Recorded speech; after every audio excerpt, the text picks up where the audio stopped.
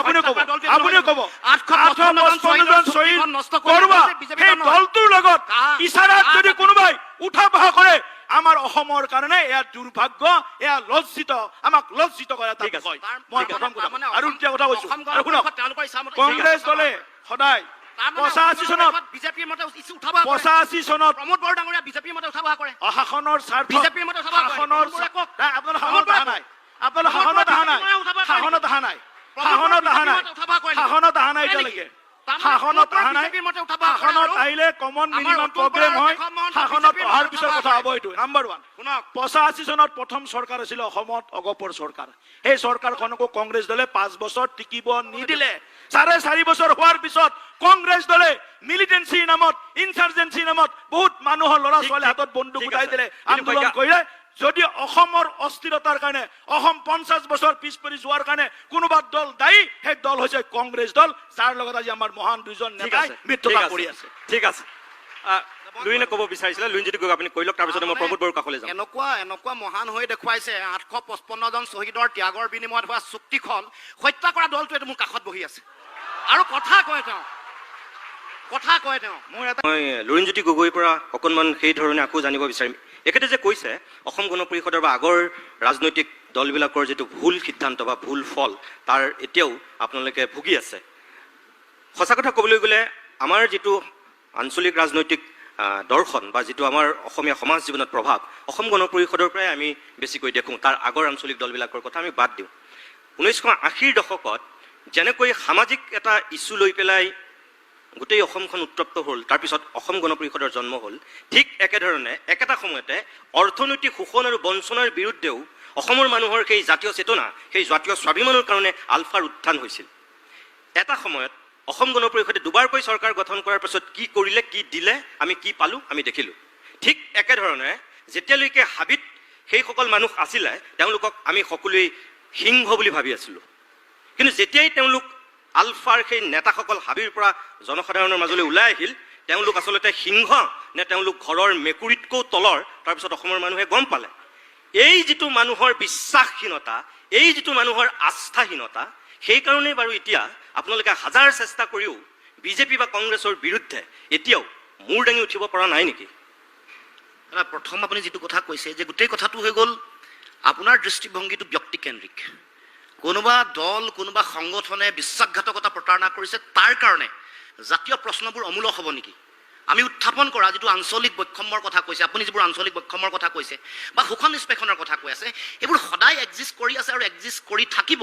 আৰু সেইকাৰণে ভাৰতবৰ্ষৰ দৰে এখন বিশাল ৰাষ্ট্ৰত, য'ত ভাৰতবৰ্ষৰ আৰ্টিকল 1তে আমাৰ আঞ্চলিক দলবোৰৰ প্ৰাসংগিকতা বা আঞ্চলিকতাবাদৰ প্ৰাসংগিকতাৰ কথা কৈছে, গতিকে এইটো সদায় আছে আৰু থাকিব। গতিকে মই ভাবোঁ যে কোনোবা এটা ৰাজনৈতিক দলৰ কোনোবা নেতাই বিশ্বাসঘাতকতা প্ৰতাৰণা কৰিব পাৰে, কোনোবা সংগ্ৰামী কোনো দলৰ নেতা কৰ্মকৰ্তা বিষয়ববীয়া মানুহক জাতিটোক বিশ্বাসঘাতকতা প্ৰতাৰণা কৰিব পাৰে।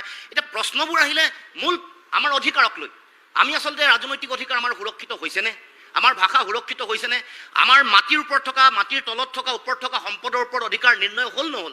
ৰাষ্ট্ৰসংঘৰ 2007 চনৰ যিখন চনত, সেইমতে খিলঞ্জীয়া মানুহে মাটিৰ ওপৰত অধিকাৰ, আমাৰ নিজৰ সম্পদৰ ওপৰত অধিকাৰ পাইছেনে নাই পোৱা? আমি মাটি ভেটি ৰক্ষা কৰিব পাৰিছোনে নাই পৰা? সেই মৌলিক প্ৰশ্নবোৰক লৈহে আচলতে গোটেই আঞ্চলিকতাবাদৰ ধাৰাটো ভৱিষ্যত নিৰ্ভৰ কৰে। আৰু আমি ভাবোঁ যে এইবোৰ কথা খনিকৰ কথা। আঞ্চলিকতাবাদৰ গুৰুত্ব ভাৰতবৰ্ষৰ ৰাজনীতিত আছে আৰু থাকিব। নহ'লে বিজেপিয়ে 37টা তেওঁলোকৰ NDA এলায়েন্সৰ তেওঁলোকৰ 36টাই কিয় আঞ্চলিক দল? ইণ্ডিয়াৰ 26টা তেওঁলোকৰ পলিটিকেল পাৰ্টি আছে, তাত গৰিষ্ঠ সংখ্যক আঞ্চলিক দল। তাৰমানে আঞ্চলিক দলৰ ভূমিকা আছে আৰু থাকিব। আৰু বেলেগ বেলেগ ধৰণেও যদি আপুনি ইণ্টাৰপ্ৰিটেশ্যন কৰে, আপুনি য'ত য'ত আঞ্চলিক দলৰ চৰকাৰ আছে, তেওঁলোকৰ অৰ্থনৈতিক অৱস্থা, তেওঁলোকৰ স্বাৱলম্বিতা বা তেওঁলোকৰ উদ্যোগৰ উন্নয়নৰ গোটেই গতিবিধি যদি চাই, গতি প্ৰকৃতি যদি আপুনি দীঘলীয়াকৈ পৰ্যালোচনা কৰে, আপুনি তামিলনাডুলৈ যাওক। তামিলনাডুৰ GSDP আজিৰ দিনত 2nd পজিশ্যন ভাৰতবৰ্ষৰ ভিতৰত। এইটো ছেপ্টেম্বৰত চৰকাৰী সংস্থাই কৰা প্ৰতিবেদনৰ প্ৰকাশ। গতিকে ৰিজনেল পাৰ্টীয়ে য'ত সঁচাকে মানুহৰ স্বাৰ্থক লৈ, তামিলসকলৰ স্বাৰ্থক লৈ, মহাৰাষ্ট্ৰত মাৰাঠিক স্বাৰ্থক লৈ যিসকলে কাম কৰিছে, বা ছিক্কিম সৰু ৰাজ্য, জন্মৰ পৰাই অকল আঞ্চলিক দলে তাত শাসন কৰি আহিছে। 57 বছৰ তামিলনাডুত আঞ্চলিক দলে শাসন কৰি আহিছে। গতিকে এই কথাটো হ'ল কোন নেতাই কি লক্ষ্য আৰু উদ্দেশ্য লৈ কোন অধিকাৰৰ প্ৰশ্নবোৰক লৈ তেওঁলোকে নিজৰ ৰাজনীতি কৰিছে সেইটো কথা যিবোৰ কথা আপোনালোকে এতিয়া আলোচনা কৰি আছে এইবোৰ ক্ষমতাকেন্দ্ৰিক কথা বতৰা মূল বিষয় হ'ল জনগণৰ স্বাৰ্থ আমাৰ যিবোৰ আঞ্চলিক বৈষম্য আহিছে দিল্লীয়ে যিবোৰ শোষণ কৰিছে আমাক অধিকাৰ দিয়া নাই সেইবোৰক লৈ প্ৰশ্ন উত্থাপন কৰিছোঁ আৰু মই ভাবোঁ যে ৰিজনেল পলিটিক্সটো বেছি চাইণ্টিফিক আৰু ডেমক্ৰেটিক লুৰিণজ্যোতি গগৈ আপুনি যিটো কথা কৈছে মই আপোনাক সেইটো সুধিছোঁ আপুনি যিখিনি উত্থাপন কৰিব বিচাৰিছে তাৰ কাৰণেতো আপোনাক এখন ৰাজনৈতিক মঞ্চ লাগিব যিটো কথা আপুনি ক'লে 57 বছৰ তামিলনাডুত হৈ আছে মই জানো তাত DMK আৰু ADMK আপুনি অল্টাৰনেটিভভাৱে দীৰ্ঘদিন ধৰি তাত শাসন চলাইছে একেটা সময়তে যদি মই আপোনাক কওঁ প্ৰফুল্ল মহন্তৰ যেতিয়া ৰাজনৈতিক উত্থান সেই একেটা সময়তে চন্দ্ৰবাবু নাইডুৰ অন্ধ্ৰপ্ৰদেশত উত্থান হৈছে আজি সেই চন্দ্ৰবাবু নাইডু ভাৰতবৰ্ষৰ কেন্দ্ৰীয় চৰকাৰৰ আটাইতকৈ গুৰুত্বপূৰ্ণ ব্যক্তি হৈ আজিও চন্দ্ৰবাবু নাইডুৱে নিজক উজ্বলাই তুলিব পাৰিছে সেই সত্তাটো দেখুৱাই আছে কিন্তু আমাৰ প্ৰফুল্ল মহন্ত কলৈ গ'ল আমাৰ বৃন্দাবন গোস্বামী কলৈ গ'ল আমাৰ চন্দ্ৰমোহন পাটোৱাৰী কলৈ গ'ল অসম গণ পৰিষদৰ এটা কি গুৰুত্বপূৰ্ণ ভূমিকা আছে দিল্লীৰ ৰাজনীতিত আপোনালোকৰ যদি সেই সংখ্যাটো নাথাকে আপোনালোকৰ যদি সেই নেতাৰ নেতৃত্বটো চেণ্ট্ৰেল গভৰ্ণমেণ্টৰ ওচৰত সেই ধৰণে যদি উজলি নুঠে তেনেহ'লে আপোনালোকে ইয়াত সেইখিনি হাজাৰ চিঞৰিও কি লাভ হ'ব সেই স্বাভিমান সেই আত্মভিমানৰ কথা যিখিনি কৈ আছে আমাকতো দিল্লীৰ দৰবাৰত সেইখিনি ক'বলৈ সেই মঞ্চখনত উপস্থাপন কৰিবলৈ আমাকতো এজন নেতা লাগিব নিশ্চিতভাৱে সেই নেতাজন নোহোৱাকৈ আমি যদি অকল সংবাদ মাধ্যমৰ বাঘ হৈ থাকোঁ তেনেহ'লে আমাৰ কেনেকৈ সেই সমস্যাবিলাক আমি উত্থাপন কৰিম বা আমাৰ সেই গুৰুত্বটো কেনেকৈ আমি আদায় কৰিম আৰম্ভণিটো সেইকাৰণে এই যে গণ পৰিষদে বিশ্বাসঘাতকতা প্ৰতাৰণা কৰিলে আপুনি মানুহৰ কথা কৈ আছে দল এটাৰ কথা কৈছে তেওঁলোকৰ ইণ্টেনশ্যনটো ঠিক নাছিল যুঁজিব নোৱাৰিলে কাৰণে সময়ে তেওঁলোকক ৰিজেক্ট কৰিলে আমি ভাল ইণ্টেনশ্যন এটা লৈ আমি সকলোৱে সন্মিলিতভাৱে কাম কৰিবলৈ অখিল গগৈ ডাঙৰীয়া বা আমি অসম ৰিজনেল ফ্ৰণ্ট আমি আৰম্ভ কৰিছোঁ ইয়াৰ আমি লক্ষ্য এইটোৱে যে আমাৰ যিবোৰ অমীমাংসিত জাতীয় প্ৰশ্ন এইবোৰক লৈ যুঁজিম তাৰ কাৰণে এই আৰম্ভণি 3টা বছৰ অতিক্ৰম কৰিছে আমি সফল হোৱা নাই আজি নহয় কাইলৈ হ'ব কিন্তু আমি কৰাটো কৰিমেই কাৰণ এইটো একেবাৰে শুদ্ধ সত্য জোন বেলি তৰাৰ দৰে যে আমি অসমৰ ৰাইজ আমি আমাৰ প্ৰাপ্য অধিকাৰৰ পৰা বঞ্চিত হৈ আছোঁ এইটো আপুনি কেতিয়াও প্ৰশ্ন এইটো কেতিয়াও কোনো ডিনাই কৰিব নোৱাৰে এই যে ক'লে 90:10 নাইকিয়া কৰি দিয়া হ'ল এই যে সম্পদৰ অধিকাৰবোৰৰ প্ৰশ্ন মীমাংসিত নহ'ল এই যে আন ৰাজনৈতিক কথা প্ৰমোদ বড়ো ডাঙৰীয়াই কওক বা কাৰ্বিসকলৰ কথা বা যিবোৰ মূল কথা আজিওতো সমস্যা সমাধান হোৱা নাই ঠিক আছে ক্ষমতালৈ আহিছে বড়ো ডাঙৰীয়া আহিছে এটা সময়ত কাৰ্বি পাহাৰটো আহিছিল SDC আছিল কিন্তু তেওঁলোকৰ কমন জনসাধাৰণৰ যিবোৰ মৌলিক প্ৰশ্ন ভাষাক লৈ সংস্কৃতিক লৈ অধিকাৰক লৈ মাটি ভেটিক লৈ সেইবোৰ যেতিয়ালৈকে মীমাংসা নহ'ব তেতিয়ালৈকে এই সংগ্ৰাম চলিব আৰু এইটো কেৱল মাত্ৰ সম্ভৱ আঞ্চলিক ৰাজনীতিৰ যোগেদি আৰু আঞ্চলিক আদালতৰ যোগেদি এই কথাটো মই স্পষ্টকৈ কৈছোঁ আৰু এইটো মই ভাবোঁ মই বিশ্বাসী যে খুব সোনকালে নিশ্চিতভাৱে আঞ্চলিক দলৰ গুৰুত্ব দিল্লীলৈ আহিব এতিয়া যিটো আপুনি কৈছে যে গুৰুত্ব নাই গণ পৰিষদৰ কোনো গুৰুত্ব নাই গণ পৰিষদে চিঞৰা শব্দটো দিল্লীত গৈ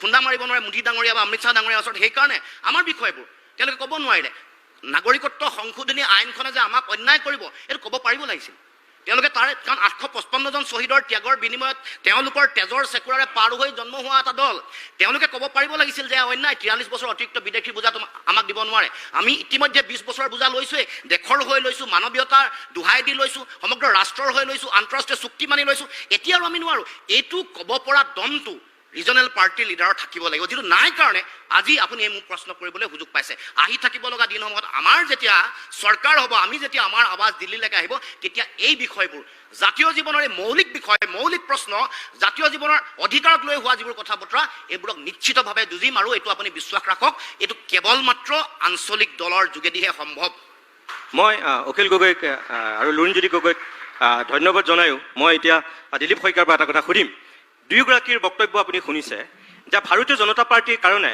আঞ্চলিক দলবিলাকক অকল ক্ষমতাত টিকি থাকিবৰ কাৰণেহে এতিয়া প্ৰয়োজন হৈছে নেকি কিয় সুধিছোঁ মই আপোনাক দুখন ৰাজ্যৰ দুটা উদাহৰণ মই আপোনাক দিব পাৰোঁ এফালে মহাৰাষ্ট্ৰ আনফালে মণিপুৰ মহাৰাষ্ট্ৰত আঞ্চলিক দলৰ ক্ষেত্ৰত বিজেপিৰ যিটো দৃষ্টিভংগী বিজেপিৰ চৰকাৰ হোৱাৰ পিছতো মণিপুৰত তাৰ ওলোটা দৃষ্টিভংগী আজিৰ দিনত ইয়াতেই স্বয়ং কংগ্ৰেছৰ নৱনিৰ্বাচিত সাংসদ মিষ্টাৰ বিমল তেখেতে খুব আক্ষেপেৰে কিছু কথা কৈ গৈছে আমাৰ এই কনক্লেভতে মোৰ কথা হ'ল যে সংখ্যা তাত কম কাৰণেই মণিপুৰৰ ক্ষেত্ৰত ভাৰতীয় জনতা পাৰ্টিৰ যিটো দৃষ্টিভংগী সঁচাকৈয়ে এই উত্তৰ পূৰ্বাঞ্চলৰ কাৰণে যিটো এখেতসকলে কয় যে বহু দূৰ দিল্লীৰ পৰা বহু দূৰ সেইটো এতিয়াও জল পটপটকৈ বিজেপিয়ে দেখুৱাই আছে নেকি দিলীপ শইকীয়া মুখেৰে নহ'ব মোৰ কথা হ'ল আপোনাক মই পোনপটীয়াকৈ কৈছোঁ যে মণিপুৰৰ ক্ষেত্ৰত বিজেপিৰ যিটো স্থিতি মই কৈ এই যে আছো। যিটো বিচ্ছিন্নতাবাদী চিন্তাৰ মই আলফাৰ কথা ক'লো যে শোষণ আৰু বঞ্চনাৰ বিৰুদ্ধে সেই আঞ্চলিকতাবাদী যিটো চিন্তা,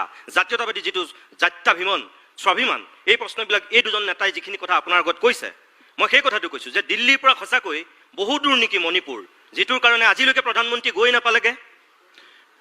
নিতুমণি শইকীয়া ডাঙৰীয়া, প্ৰথম কথাটো হ'ল আমি যেতিয়া বৃহত্তৰ কথাবিলাক চিন্তা কৰোঁ তেতিয়া সেই বৃহত্তৰ চিন্তাত সেই চাৰ্কলটোত আমি অন্য বিষয়বিলাককো আমি বিবেচনাৰ আওতালৈ আনিব লাগিব। প্ৰমোদ বড়ো ডাঙৰীয়া BTCৰ CM, 3.5 বছৰ, 4 দশক BTCত ৰক্তাক্ত আন্দোলন, 4,500 লোক, নিৰীহ লোক বা উগ্ৰবাদী বা পুলিচ অৰ্ধসামৰিক বাহিনী নিহত হৈছিল।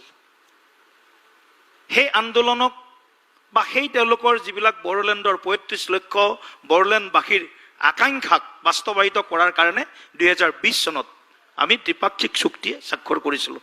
যোৱা 3.5 বছৰত বড়োলেণ্ডত, মণিপুৰটো অকণমান দূৰত মই কৈছোঁ, অসমৰ পৰা মণিপুৰ অলপ দূৰত, বড়োলেণ্ড অসমৰ ভিতৰত, বড়োলেণ্ডত যোৱা 3.5 বছৰত শান্তি প্ৰতিষ্ঠাৰ যি এক বিশেষ পৰিৱেশ ৰচনা হৈছে, সেই কথাটো আমি নৈ কৰিব নোৱাৰোঁ। নাম্বাৰ 1 নাই, সেইটো কিন্তু মণিপুৰ কৈ আছো। নাই, এইটো অকল বিজেপিৰ দিনত মণিপুৰ ক'বলৈ দিয়ক। তৰুণ গগৈৰ দিনত আৰম্ভ হৈছে। মই BTR 3.5 চুক্তিখন বছৰত কাৰ্যকৰী হৈছে নে নাই? নাই অখিল দা, আপুনি কোনটো মই একো কোৱা নাই, প্লিজ। BTR চুক্তিখন আপোনাক মই কাৰ্যকৰী শ্ৰদ্ধাকৰ হৈছে নে ব্যক্তি হিচাপে সন্মান কৰোঁ। আপোনাৰ লগত মই বহুত দীঘলীয়া ৰাজনৈতিক নহয়, এটা সংগ্ৰামী যাত্ৰাৰ লগত মই জড়িত।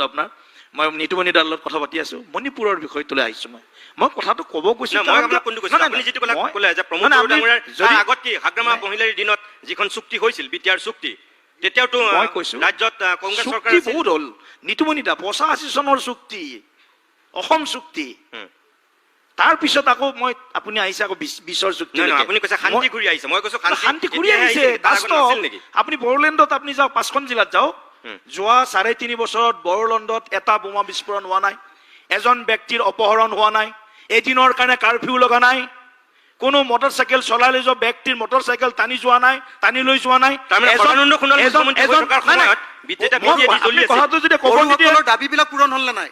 এটা কথাটো যদি ক'ব নিদিয়ে মই কৈ আছো, বড়োসকলৰ দাবীবিলাক পূৰণ হ'ল নে নাই? BTC বাসী ৰাইজৰ BTR প্ৰথম চুক্তিখন কাৰ্যকৰী হ'ল নে নাই? BTC বাসী ৰাইজৰ 35 লক্ষ ৰাইজৰ প্ৰথম আগ্ৰহ আকাংক্ষা আছিল BTCত শান্তি প্ৰতিষ্ঠা হ'ব লাগে। সেই শান্তি প্ৰতিষ্ঠা কৰাত আমাৰ চৰকাৰ সফল হৈছে, এইটো মই ডাঠি কৈছো। মণিপুৰত আমি অকণমান ব্যাকফুটত আছো, এইটো মই আজি মানে আপোনালোকৰ সন্মুখেদি ক'ব পাৰোঁ, সন্মুখত কৈছো, মই মুকলিভাৱে কৈছো, ব্যাকফুটত আছো মণিপুৰৰ পৰিস্থিতিক লৈ। কিন্তু মণিপুৰ আমাৰ চাৰ্কুলৰ পৰা আমাৰ মণিপুৰৰ যি সমস্যা, এই সমস্যাৰ ক্ষেত্ৰত আমাৰ চৰকাৰ যিমান সংবেদনশীল, যিমান গুৰুত্ব সহকাৰে আমাৰ চৰকাৰে কামখিনি কৰাৰ কাৰণে চেষ্টা কৰিছো, তাকো আপোনালোকে ডিনাই কৰিব নোৱাৰে, নুই কৰিব নোৱাৰে। গৃহমন্ত্ৰী ডাঙৰীয়াই 3 দিন তাত থাকি মণিপুৰৰ কুকি, মেইটে আটাইবিলাক সংগঠনৰ লগত, চিভিল অৰ্গেনাইজেশ্যনৰ লগত, চিভিক বডিজৰ লগত আলোচনা কৰিছে।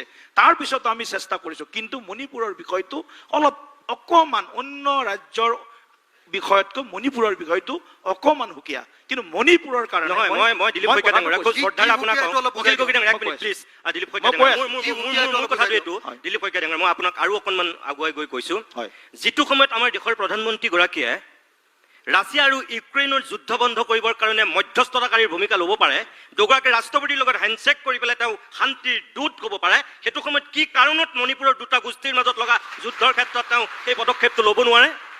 মণিপুৰ ইমান দূৰ নে, মণিপুৰৰ মানুহ ইমান উগ্ৰ নে যে কেন্দ্ৰীয় চৰকাৰৰ এই কথাকেইটা গুৰুত্ব নিদিব? মণিপুৰত চৰকাৰ ভাৰতীয় জনতা পাৰ্টীৰ চৰকাৰ, মণিপুৰৰ প্ৰশাসন ভাৰতীয় জনতা পাৰ্টীৰ প্ৰশাসন, ডাবল ইঞ্জিনৰ মই কৈ আছো। সেইকাৰণে আপুনি তৎক্ষণাত আপুনি যদি ৰিয়েকশ্যন দিয়ে, আপুনিতো এৰিয়ে